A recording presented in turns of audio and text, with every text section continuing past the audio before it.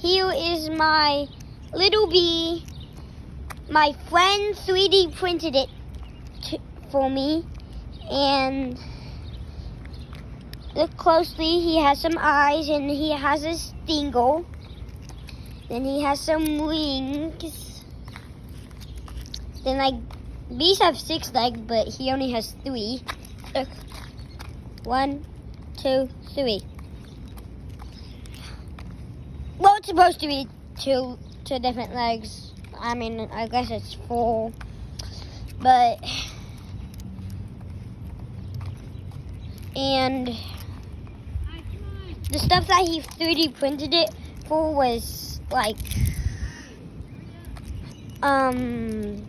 rainbow.